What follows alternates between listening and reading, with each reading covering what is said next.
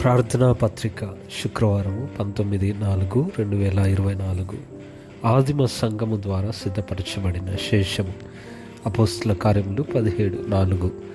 వారిలో కొందరును భక్తిపరులకు గ్రీసు దేశస్థుల్లో చాలామంది ఘనత గల స్త్రీలలో అనేకులను ఒప్పుకొని పౌలుతోనూ శీలతోనూ కలుసుకొనిరి.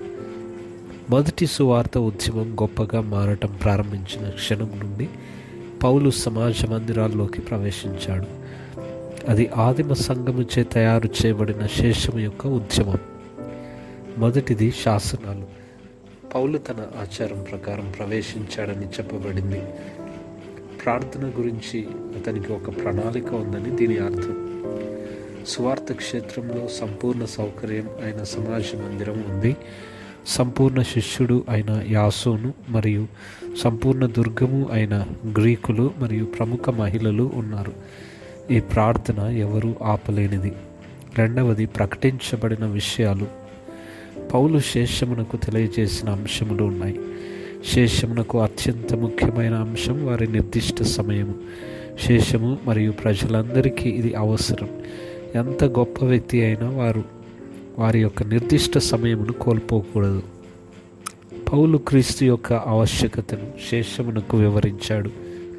అది క్రీస్తు తప్ప మరి ఎవరు ఎందుకు ఉండకూడదు అని వివరించాడు.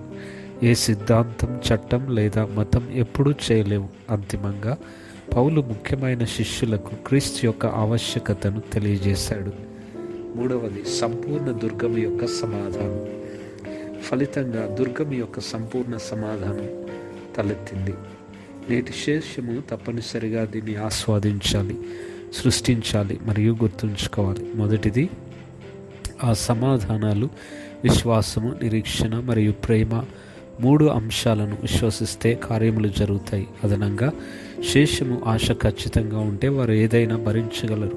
వారు ప్రేమించగలిగితే వారు కష్టపడి పని చేయగలరు. రెండవది సమాధానాలు, పరిశుద్ధాత్మ శక్తి మరియు లోతైన నమ్మకము. ఇశ్రాయేలీలు 6 రోజులు మౌనంగా ఉన్నారు. దాని ఫలితంగా యెరికో కూలిపోయింది.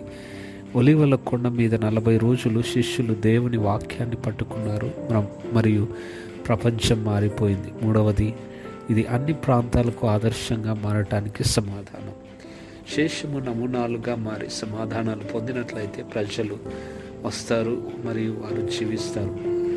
ఈ లోపల శేషము తప్పనిసరిగా 24 గంటలు మరియు 25 గంటలు చేసి వేచి చూడాలి. అలా చేయటం ద్వారా వారు నిత్యత్వం యొక్క కళాఖండాన్ని వదిలివేస్తారు. ఆదివారం రోజున సందేశాన్ని పట్టుకొని లోతుగా ప్రార్థించటం ద్వారా కార్యములు జరుగుతాయి.